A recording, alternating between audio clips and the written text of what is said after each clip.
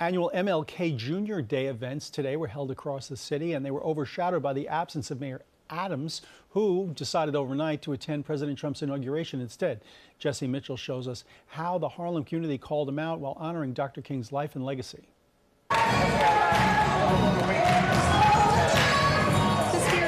Martin Luther King Jr. rang out through choral song at Harlem's historic Convent Avenue Baptist Church, stirring the soul of Governor Kathy Hochul, who noted the significance, standing on the same stage where King delivered his final sermon in New York City. We're going to take up this cause and march forward.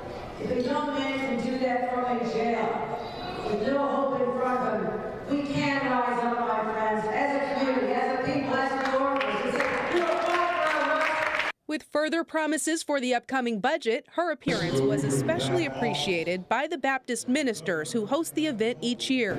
She was sharing with me how wonderful it was that she would be here in Harlem with us rather than Washington, D.C.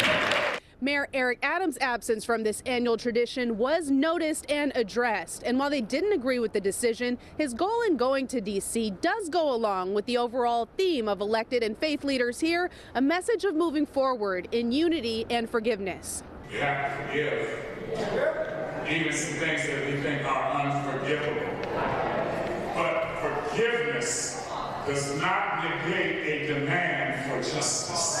Every time I think I can't be more stunningly disappointed with this mayor, he says, yes, you can. Public advocate Jumaane Williams had harsh words for the mayor on this day of service to the community, accusing him of advocating only for himself and the criminal charges against him instead of the thousands of people potentially impacted by the new president's policies. You want to work with an administration to make sure you get the best as you can for New York City. So that's an important part. You also want to make sure if there are policies that are going to harm the residents of New York City, that you're building up barriers for that to happen. And that's where I think this mayor has failed miserably.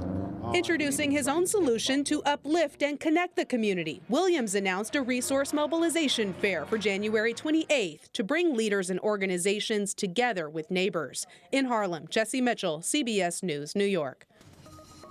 Jessi Mitchell is our reporter covering Harlem. If you have a story idea you'd like her to cover, scan the QR code on your screen.